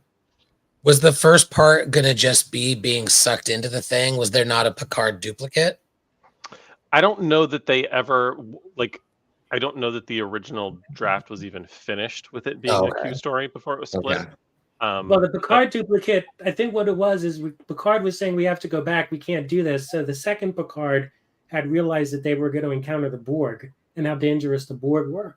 And so that's what he was saying. Trying to stop them. We've got to stop this. We can't do it. Okay. Okay. I could buy that. Yeah. The two episodes they started. What the fuck was the connective Yeah. tissue to bring them together? But that makes sense. Thank you. All right, let's see those thumbs. Boo! As it is, it doesn't work. Boo! I don't really remember it, so I'm just Yeah. going sideways. But Matt, because you're a Department of Temporal Investigations, you can like it. I guess. There you That's go. really all it is. Yeah. Give me a good time travel. I'm good with it. Yeah, I don't Someday really. we'll have to talk about Back to the Future. I'd love to hear your thoughts about that. That's just a movie. So, episode It is? episode I 14. like the train. I may not even pause for discussion. Episode We 14, shouldn't. The Icarus Factor. Riker's estranged father briefs him for command of a ship. A cultural observance troubles Worf. Riker and his father face off in an ambujitsu match. Please, It's can come I on. just give the one sentence of this episode and ask for a poll? Can I just let it out, can bro. I do Let it out. Pulaski fucked Riker's dad? Thumbs. yes. I'm here for that. Yeah. Yeah. Um, Like that's all. It's That's like all I Trev take away said from on this. Twitter today. Dr. Pulaski is the Blanche Devereaux of Star Trek. Oh, Yeah. that would be. Yeah. Oh man, that would be She's so funny. and she shares it here because she does talk about 3 husbands. She's banged Riker's dad. Like she was the most sexually progressive Star Trek character by the time 1988 rolled around that Star Trek had seen up to that point. It would be a Um, good bit if anytime like a man came on the ship, they're like, "Oh, hey, Catherine." Like they like, Yes. Oh, you yeah. know, like anytime someone came on, she's just like, "Oh, hey, what's up?" Yeah. a Like, couple of ladies and a couple of random ladies. For just yeah, Right, like exactly. you know, I like remember a I think- non-corporeal life form's like, "Hello, Catherine." She's like, "Hi, what are you doing here?" Mhm. I'm not very. Cloud rolls through. Nagilum. Hi, Nagilum. The Hey, alien that Catherine. impregnated Troy in the first episode comes back, and goes, "Hey, Catherine, what's up?" What's good? She's like, oh, you No. know. What's, Um, No, what's but What's- Nagulus or whatever the fucking weird space things like. Nagilum. Nagilum? Nagilum. What's up, Nagilum. Catherine? What is Yeah, Nagilum's like, oh, hey, Catherine, how you doing? Mhm. yeah. Wait, That would what's be that funny. cloud That's a good cube bit. that Yeah. attacks Q? The cord. The The The Calamarain. Calamarain. The Calamarain. Right. Q showed up on Especially there. Calamarain. And when goes, oh, hey, he couldn't even Catherine. detect the Pulaski. Yeah. It'd be funny if Q shows up and then Catherine bribes him, being like, "I have your nudes, Q," and he's just like, "Damn." I think it's kind of funny That's funny. if you contemplate this episode following the Dauphine and you know, like, what's Wesley Crusher's experience on the Enterprise in the absence of his mother? Well, he took part in Cleveland's Klingon ritual and Oh he my fell in love God. with the Furby. And I mean, it's like, wow, this kid is getting a real eye. Like this, it wasn't as fun when your mom was there. That's Yeah. In fairness, Wesley did go from living with his mom to living in a frat house. Like Right. that is kind of Basically. He did. And then I back was to the really upset when his mom came back. But Yeah. that scene in the hallway between he and Worf, that was pretty harsh. I mean, I was like, damn, dude, first of all, Roshenko, that's your father. I'm so tired of you diminishing your father. And I have problems with it. And also maybe not yell at the kid whose dad is dead and his mom just fucking left him there. abandoned by his mother and his father's dead. Yeah, he's basically an orphan. Yeah. It's like, yeah, by all means, yell right in his face. The Riker stuff is pretty bad in this episode. Like it's really dumb. Like his dad's kind of weird. That weird jujitsu match they The whole did. outfit, Really yeah, it's a little weird. because straight The to visor, like that thing back. was like it looked like they spray painted like one of those little kid cop sets you get, like the little riot gear, and it goes on your head. That's what it looked like. It kind of then- felt like it was a crossover with the American Gladiators. Which Yeah, it was very really popular in weird. And then 1988. like Yeah. one of the rare instances I like the Worf storyline Mhm. is interesting. Where it's like, oh, he's kind of grumpy because he has to like have this stupid ritual. That's kind of fun. But like Riker's dad stuff's just stupid. Yeah, Worf's S&M ritual is this week, but Yeah, it's weird that normally I'm not about the Worf storylines, but this one I was like, okay, cool. It makes more sense. I just want to point out continuity error. If you're having pain sticks and it's, 500 trillion megatwatts of whatever getting punched into your body, his hair never moves. How is it that his hair never adjusts? It's like That bob ain't going You want nowhere. to know That what? bob You want to know what it is? in place. It doesn't make any sense. That's It's the just power of like a bob, Aquanet, right? baby. Yeah. That's the power of Aquanet, baby. Okay, I'm this just is the saying, 80s. He's got First he's thing got I'm that for- good. He's I got am that. snatching and bald as fast as I can. L'Oreal ain't got shit on Worf. Okay, He's got that good Anna Wintour Bob situation going on. They must have the does. same hairdresser because it's the No. same. It's the same Bob that Anna Wintour has. Look at it. So, It's so. not a question. Oh no, he doesn't. Oh, have the no, Bob. it's kind not of the pulled Bob. back. The Bob is in the first season. no, I it's think. the slipped Oh. back like weird yeah. dude. Overtime. Bob made of comes in the plastic. third and fourth That's season. right. He's got the Bob then. Yeah. His body doesn't break out in a sweat. There's no uncontrollable convulsing. His hair doesn't get messed up. She goes. He can just- still "Ah." speak in sentences. Right. I've seen someone tased. They're not speaking in sentences. It's Remember when we gibberish. weren't going to have a deep dive It's into this flat out episode? gibberish. Instead of, Yeah. Let's see Instead of those saving- thumbs. instead of saving it with a single line of dialogue, we could have saved it with a single Klingon erection. Well, he's got two. Two. So there's two. Two Redundancy. single Two, erects. so That doesn't just make one any of sense. them would have done. Also, Salonites make note of the date and time. Henceforth, all units of energy will be measured in megatwatts. Megatons. So we're a thumbs down for this one, right? Okay, Yeah. All right, let's move on. awesome. Moving on To an even worse one. to an even worse episode. Pen pals. Battling the clock and against the orders of the Prime Directive, which the Prime Directive doesn't give orders, it just is one. Data tries to save an alien child stranded on a planet destined for destruction. This also- is some of the worst sets in all of Star Trek. Oh my god. And we also these are just- some of- bad. And we just decide to erase people's memory at random because that seems totally fine. This is a Melinda Snodgrass episode. You know Oh, what? Melinda. She started too high. She started too high. Yeah, and she she did. That's what I'm I talked about saying. it in the bed. No, you know what happened? For She Section didn't expect them 31. to say yes. She didn't expect them to hire her, and she went, "Oh shit, I gotta write something." And so she was just like, "Oh, okay." Just like, And this is what Let's happened. look at let's see how A we kid do with it. weird fingers needs help. Yeah. Like, And it's costume. orange, and it looks like it's covered in Cheeto dust, and it looks Yes. like it's crusty. hmm Like, Plus, take me- one wears that stupid hat. That stupid fucking hat. Well, Fucking hell. Oh, dude. all right, everybody, thumbs down, right? Let's go. Moving forward. Yeah. Thumbs down. And I- that We was gotta, clearly a we thumbs gotta get sideways. through some of this. I just I- want to say, like, what the fuck is the point, like, with the Prime Directive and like letting a planet die just so you don't like reveal who you are? Like, if they're all gonna die, I mean, in this case, it's one Who kid, cares? but like Right. that they'll let a whole planet die just because they haven't made contact yet. It's fucked up.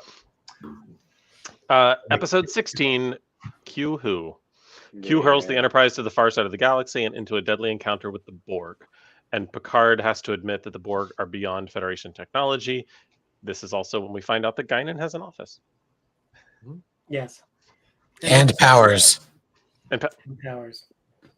The fingers, back off, bitches. Dun, dun, dun, few fingers. dun, dun, dun. Shrink ray. Back. I mean, As cheesy as the original Borg are, this was a scare. I remember They were kid creepy. Stan being terrified of the Borg. Oh, yeah. mhm. They were scary as fuck. It's like an enemy. As soon as we learn too much about them throughout Voyager, we learned too much. They didn't become scary anymore. I think the most I don't even think we should have learned that they had a queen. I don't even think. No, we did. That was the terrible choice to have the queen. Yeah. Made no sense. Actually, I think the terrible choice was finding out. because they're modeled after bees, so they have a queen. That makes sense. But like, Well, they were originally supposed to be insectoid, but the budget said we cannot make insects. yeah, But we yeah. can glue tubes on people's faces. we can't I think paint you white and give you tubes. Forget the queen. I think the biggest error was making them have like an entire reality that was what happens when they dream. Yeah, Looking yeah. at you, Yeah. Unimatrix Zero. Like that was just kind of I can't bizarre. wait till we go through Voyager. Oh my I god. have thoughts. Ugh. And I love the moment where you're like, "Fuck the glass. Give me the These are bottle." going to be 5-hour salons when we start Yeah, talking about Voyager. Yeah, Oh, God. yeah. It's said with love. I love Voyager, but Absolutely. yikes. Voy. We all love Voy. Also, Um, second and final appearance of a toilet in Star Trek. Yeah. Joanne's got it. It's the Sealy hands. Oh yeah. Yeah. Joanne, sing it with me. Sister, you've been on my mind. Okay. Listen, I'm convinced that all characters played by Whoopi Goldberg have those powers. Doesn't matter who she's playing. Doesn't matter what universe. Even on she's The in. View. Especially that movie where she Even on the View, she did it to Megan Why do, McCain. they, why do you think they've been through so many different hosts? Jurassic. Yeah. Exactly. Yeah. Megan Or said my father one too many times. Bam. ugh, Thoughts, God. feelings, thumbs. Show them to me. Thumbs up. That's a thumbs up from Will. This is many Whoopi thumbs up. It's a whoop. It's a whoop. It's a whoopee thumbs up. It's a whoop up. Episode 17, another example of weird stories mushed together. Samaritan Snare. During a journey to a distant starbase. No, not during the journey to a distant starbase. Geordi is taken hostage by an alien race, and Picard must fight for his life after a simple surgical procedure goes awry. So Picard is on his way to a starbase. Oh, George this is the one where Pulaski Pack puts the lads. smackdown. Yeah, the backlets. Oh, yeah. Boom, bitch. Yeah. I've This is still where- got to yeah. finish this shit. Thank you. Yeah. This is where Pulaski not only operates on Picard's heart, but she also excises his ego. Yes, she operates on his ego and his vanity, Yep. which Yep. Quite successfully. Yeah, I like this episode more than I watched it now than when I remember. Mhm. Like watching it Same. now, I like it a lot more because it has some good Picard stuff with Wesley. And then we get some good Pulaski stuff with Picard, and then the Packlets are kind of interesting because it's another episode. It's a different because we just came off an episode where Q is showing Picard and humans their hubris for their technology, and we kind of get the opposite end where they're being arrogant against people they think are stupid. The Packlets are not. They have a different way of a different thought process. Like they deem them as stupid. So and they get tricked. So I don't know. Maybe I'm thinking too much. I'm reaching. I'm dislocated shoulder. I'm reaching too much. I like that description of the Packlets versus thinking that the writers chose to go with make a mockery of people who might be Yeah. developmentally disabled. Yeah. No, I just feel like it's like they have it's the way people think about people who have like Down syndrome or autism, where it's like it's just the way their brain works. Their thoughts are different, but it doesn't make them any less capable. Yeah. And I think that they use that to their advantage in a way that makes them sinister. And one could say the same thing about the Temerians. Like speaking in metaphor is insane to some people, Right. and doesn't make sense to some people, and it's hard to get. It's just a different way of communicating. Well, the Packlets look for things. I look for thumbs. I think it's a thumbs up. I It's a didn't good mind episode. it. I like that. Also, somebody figured out that it would have taken the Enterprise 30 seconds at warp to drop Picard off at the starbase. Yeah.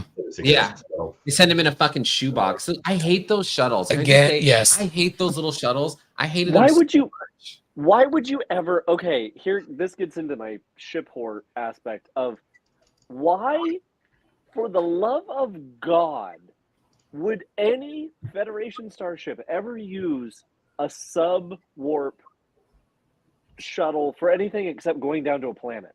Why would you ever use it? The time it would take.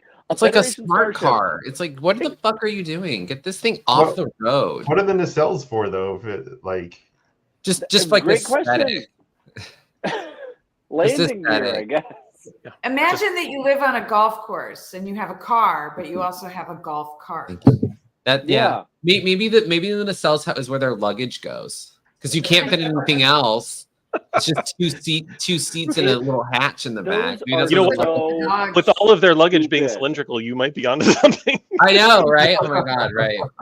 If anybody can find me a way, I Just want to RGB get a lighting. blueprint of that, and I want to make one of those so badly. I want one of those Picard duffel cylinders. mm. I You feel like can they're on Etsy. there's the ones that the ones that are an octagon, I think. Those ones No, I it's want the- actually it's a toolbox, but it rolls out, but it's also I've seen those, yeah. I wanted one so bad because you could buy them as a kid for action figures, and I wanted one so bad my mom would buy it, but whatever. But yeah, you can get them. The little, they're great. I need one. 5 To go with episodes. 5 episodes left, guys. Okay, go. We got it. Episode 18. If you're Irish, we're sorry. Because Up the Long Ladder did not do well by you or your culture, and I say that as a Melinda person who's half Irish. Snodgrass. Wow. Oh, Yeah. she was But just one of the hitting- best in two It's awards. really Yes. hard to watch this episode and not be offended. The Enterprise crew are caught in a cultural clash between two races fighting for survival. When the crew's Ooh, I got rescue of a you. missing Earth colony leads to the discovery of a civilization comprised completely of clowns. Kidding, clones. Send in the clones. Send in the clowns. It was a joke on the dialogue of the episode. Anyway, yeah. Thumbs This down. one. Moving on. Yeah, this Yeah, episode. let's just yeah. For some reason, this was like weirdly rerun a lot when I was a kid. So I Yeah. feel like I don't know It why, absolutely was. but I've seen it like a bazillion times. It kind of grew on me over time, and I have like a soft spot for it.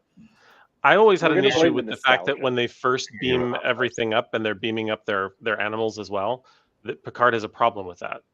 Like, what Starfleet officer is like, screw the cows, let them burn? Like, why? You have a transporter, just beam up the fucking cows. Right. Like, My why bigger is issue this is why bad? did it bring the hay? Yeah, I Why was is it gonna just say, it what just hey. puts all the shit on the transport? What did they just beam up en masse? And they didn't target the individual life forms? Matt, This is the one with the people in the shuttle, The people in the cargo bay that are like drinking hooch. Irish. Yes. That are supposed to They're be basically a screaming stereotype of Irish people. stereotype of Irish people. Yeah, fuck this. When Pulaski and Riker murder their own clones. Yeah. Yes. Yeah. Weird. They This do. episode premiered on my 4th birthday, and That explains a lot. We'll do a watch. We should do like a live Don't watch like for it. your birthday. Down the long ladder. Down the How about Yeah, I'm old and I look What's- older. No, for What's God's wrong? sake. Your 4th birthday. What's I wrong, was watching Commander? this in college. Do you not like girls? Drop skirt. Old, right? So Sorry about the luck of the Irish. don't drop your skirt and show me your naughty bits. Show me your thumbs. No. Boo. thumb up? Not Kitty. The only thing good about this episode is that it's the first time we heard a fire alarm on the Enterprise. This had Oh, no Three- lucky charm. 3 husbands, you say? 3 husbands, you say. Where's my potatoes? Yeah. My terrible fucking. Like a Simpsons skit. Matt, You did better the other day. you know I what gay know, horses I know. eat. It's so stupid. I hate this. All right, next episode. Episode 19. Matt was very fixated on the hay. I had to share that. Episode 19, Manhunt. On her way to a conference, Troy's mother boards the Enterprise and flirts with Picard. That's the description. So, No reference to the fact that she's in the Betazoid phase. No reference to the fact that that there's an entire delegation that's trying to blow up the conference, and it's actually Fleetwood Mac. But Mick anyway, Fleetwood the Mick fish. Fleetwood. But you also Yes. missed the part where they say guest Mick Fleetwood, as though you ever see him. I worth love his it. Face. This is like, listen, I want to be in Star Trek, and if that's what I get to do, I'm doing it. oh sure, That's what he said. That's Yeah. what he said. He's like, I just want to be That's in his it. line. Again, It's amazing. he says a fish on a transporter pad. Yep. That he wanted to be on Star Trek so bad. He was like, I'll do any part as long as I get to beam up and beam down. That was it. That's all they wanted.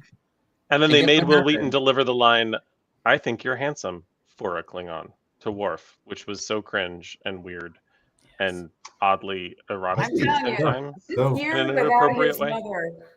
It's just going from bad to worse. Yeah. But Yeah. I will have to say, fun. He's gonna have fun. syphilis by the time she comes back. Yeah, totally.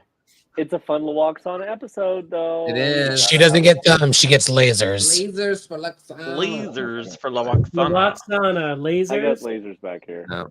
also, like season 1 and 2 get like major props Doesn't for work. like the Nope. alien makeup. They Yeah. shit like this after season 2. It really does, yeah. Shame. Yep. Oh wait, is this also the one? No, never mind. There it is. That's season 1. Show me your thumbs, people. I like this one. It's it up. All right. We're liking Definitely. season 2 more than I thought we were. Speaking of Susie Plexen, episode 20, The Emissary, not to be confused with Emissary. The only sorry, No, go for it. description. No, description.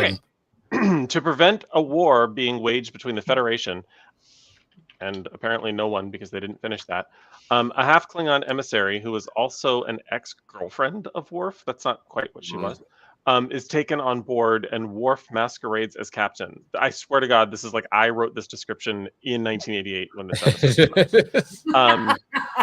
So this is the introduction. Actually, it's like Stan was 4 years old writing this, because I was older and would have still managed to type out something remotely better. Kalar, Kalar. I mean, how could it be bad? Exactly. It This wasn't is the one fabulous. where they spend Yeah. a lot of time on the Film actually holodeck. turns off. Yeah. But fucking Alexander. Yeah. She and Worf. Alexander is conceived and we know that because the scene cuts away and comes back, and Worf's baldric is off. That's And how you know Kalar's he's covered in cum. Yeah. Yeah. But his hair is perfect. And Right. Kalar's like, But come in this case is spelled with a K because Yeah. it's Klingon. Yeah. So- Wait, no, it's Good with for you, it's K Ken. apostrophe UM. It's Yeah. Yeah. Right. Yeah. Yeah. They're like ridges on. Okay. Mhm. Yeah, he cut aim all over her. it's chunkier. Is that right? For the first time, Worf was interesting because of the woman at his side, Yeah. starting a tradition for the Worf character. Which You're not also wrong. points out that Susie Plaxton can make anyone better. Yes. Mhm. Yeah, she was awesome. Even Jeffrey. Yeah, she's incredible. There's like a really great. She instantly plays likable. that character so fucking well. Mhm. Like I just love that character, Yeah. Kalar. Like rewatching the episode, I was like, damn, she's good. And the costumes. Oh my god, so good. And her makeup is really incredible, and like her acting is really, really good. Yes, play that shit. I have a Um, weird ass idea We should of find a way launching to her bring in a her back. torpedo. That's another what Yeah. if. What if Kalar lived? I know. What Or if like, Worf if we died? find out Kalar didn't die, she's been What if alive. Worf died Yeah. and Kalar lived? No, What about an In the entire legacy episode, we series? find out Kalar's alive. What about an entire She's series that doing takes some, place? Yeah, in she Star on Wars? shit. Yeah, it's like, yeah, I didn't like him either, Worf. I get it. Where is he? You don't know? Okay, fine. Yeah. what if Kalar ends up being and fighting her way into being the chancellor of the Klingon or the what am I that's it. thinking? Chancellor. Chancellor. Yeah, Chancellor Kalar during the Dominion War. Ooh. Yeah. Ooh. I would Then she'd be rather taken just over by a chancellor. Kalar. Worf dies Well- and Kalar takes his place. Yes. or For a honor. or a sitcom where Kalar and Dax are married, Yes. Or and all they do is even talk better, about their ex-husband Worf, who was a jerk. they kiss. And a then they Pornhub special Yeah. of Kalar and Jensen. Then they too much. Nikki. Show me your thumbs. Yeah. Show me your thumbs for the emissary. Big thumbs I'm a up. big I fan. love this episode. I'm a big fan. Free foot content. Yeah, if Worf got killed instead and Kalar became chief of security of the Enterprise. Yes, yes, Ken. So that'd be. She's so good in this. She's so. I'm just so. Every time I watch her, I'm like, yeah, she's so good. She would have belongs remembered that Star Alexander lived. Yeah. Yeah. It would be interesting to see that she survived. But I Episode greet 20 you. I am Kalar. Episode 21, y'all. Peak Yes. performance. The Ferengi ambush the Enterprise and another vessel. It's called the USS Hathaway, assholes. During a battle simulation, Data faces his first crisis of confidence when he fails to. I can read it, I swear. When he fails to beat a visiting alien at a game of strategy. Is Yeah. this the one where Called he Stratagema. with the finger bang gang, the Yeah. the yeah, finger bang. where I'm playing a game. With that guy that sticks his tongue out all the time. I hate that guy. face, Okay. the new Like- doctor plays the chess with him, like Yeah, Yeah. through, like And they have those moments. I like how Krista actually explained it as a game of chess, and all of us assholes are like, like I busted him up. Sorry. You need a banner, That's Stanley. the You need a banner, Stanley, that says doggy appearance, puppy moment. Yeah. oh, dog alert, red alert, dog alert. I think I do. Dog have one, don't I? Dog alert. Dog alert. I mean, this kind of That counts, kinda works. except no. No. That doesn't Really. work. The first two. She lived, Yeah. she served cunt and what? No. No. I That didn't is read it. not a dog alert. Oh, what did she? dumb. Yeah, Dumb. there we go. That's mean too. No dumb. That is mean. Yeah, but in fairness, she is very dumb, so she is a dumb bitch. And she's a bitch. I am also a dumb bitch. Fine. Love this. Tomorrow morning, I'm gonna wake up and choose some bitch. This episode's interesting because it's always like kind of makes it. It kind of makes Riker seem like he's a better captain than Picard, Yeah. because Picard's like got his ass handed to him by Riker in a bullshit ship, and then next season he gets his ass handed to him again. So I don't know. It's a fun episode. I find that Doctor fucking annoying, which we get the in a long list of like annoying Doctor guest appearances. Here, Yeah. But It's which like captain would vagina you want face, to whatever that serve fucking under? thing. Picard or Riker? I'd prefer Riker. Yeah. wait, did you say serve under or serve and be under? I said serve under. I That don't need was- the football. I was wondering when I that. got I was like, one. what's I taking got so one. long? Finally wasn't me or Stan. Finally.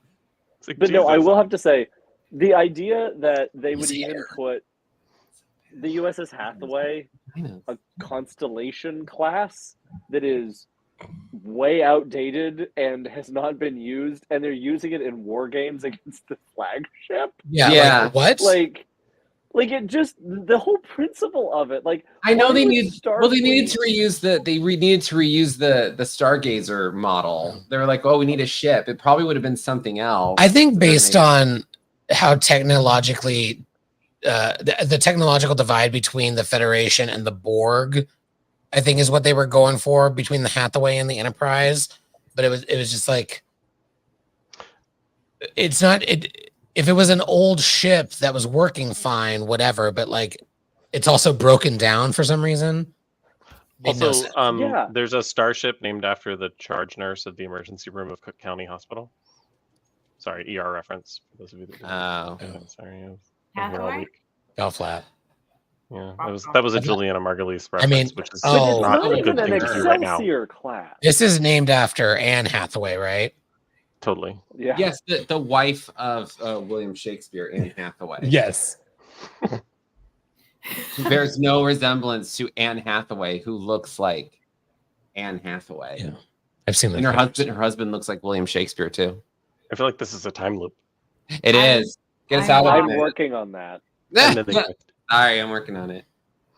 Yeah. Terrible. I enjoyed Wes like suddenly being useful again. Yeah. Like he was too useful in season 1. They made him kind of useless, and then all of a sudden he was like, "Wait, I'm doing an experiment with antimatter," which is kind of an odd thing to remember halfway through a war game, but still. Yeah. Also an odd thing to give I a thought young that was- person something to play with. Let's Yeah. how about Sure. Yeah. Play-Doh or Somebody- antimatter? Something that could destroy half the ship. Wait, here's a genuine question though, for everybody here. So, and it's interesting, Trev, for you to say that, because to me, the way I always read that is when he hailed over and was like, "Oh, I forgot this thing that was going on." That was all just a ploy. Mhm. To me, Yeah. I don't think he was. I think it was just that, like, he knew everything that was going on. He didn't actually leave anything, but he used that as an excuse and lied to get back on the ship. Did anybody else? Yes. Is that just me? No, he lied to get back on the Yeah. ship, but to get his experiment that he was doing with antimatter. Yeah. Like, he was Yeah, doing but an I don't experiment. think he forgot it though. No. I think he had, No. Yeah. Okay. Totally. Yeah. Yeah. I thought you were saying that he had actually forgotten something. No, I was happy that he was useful because he had been useless for most of the season. Yeah. Because they didn't know what to do with him, which is unfortunate. Because I had some suggestions back then. I did Thumbs. too. Yeah. I like it. I do appreciate the bitchy old queen representation with the scientist.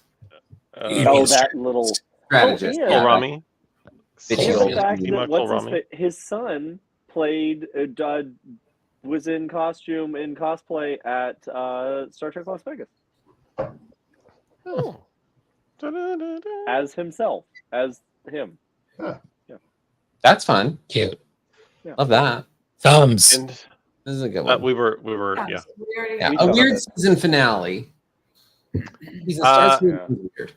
Episode 22, A Shades clip of show. Grey. Is this it? Yeah, Shades of Grey. Star Trek jumps into clip show territory for the first and not the first. Oh, right. Not This, the that's last why I one. always assume that this is the last episode of the season. 'Cause Oh. This was the result of the writer's strike. Commander Riker falls into a coma when a deadly microbe invades his central nervous system, and the key to solving the problem is making him watch season 1 and 2. Yeah. As a fan of the Golden Girls, I am well aware of a clip show. Yes. And they I'm do sad them it well. didn't take place in the conference room when they're all sitting around Right, the table. right. talking Yeah, about the yeah. episodes. Yeah. Cheesecake floats around, yeah. But it's an interesting. They kind of use an interesting premise for it, Yeah. which they can never reuse again. But like, the framing of the clip show is is good. Apparently, this episode took 3 days to film. Yeah, very fast. Yeah, clearly. And how did it take that long? He's just laying there. But is also the one that Marina talks about when she shades Diana, because she says that there were like all over the set there was like bits of script. Oh, Because Diana can never remember all of her lines. But I think Diana at this point was just done. Like she knew she wasn't coming back and she was over it. Right. Yeah, because they like fired her after this. Or did she quit? She was fired. I think it was just a mutual like Party. they weren't going to invite her. She had already said after Unnatural Selection, I'm not doing this again because she didn't want to do prosthetics ever again for the rest of her life. Right. Plus, she had elevators to fall down. And she had a turbo shaft to fall down. Yes. She had a law firm to go save. Exactly. So yeah, interesting premise, but not super creative. Now, if I give it a thumbs down, I haven't watched. your I think thumbs I've only seen this episode once when it first aired. I don't think I ever watched it again. Well, So, technically, you've watched it because Yeah, you watched you did all all the of that. episodes that are in it. that's Just true. that like shitty like tropical set where he hurts his leg. Yes. Oh yeah. They threw some Shit. plants in the fog machine on Planet Hell and Yeah. called it a day. Thoughts, feelings, thumbs. Down. Down. I think Chris, it's the gets worst it. episode of Star Trek. Down. Yeah. Hey And Matt, the weirdest- show me your thumb. Don't Mama, tell me check what. out. They don't- Just kidding, it's down. Ow. It's down. She's like The shortest staring. season. Too shortest season. That's a wrap on season 2, people. This. Zoned out. Love all right. That's the season. Tis the season.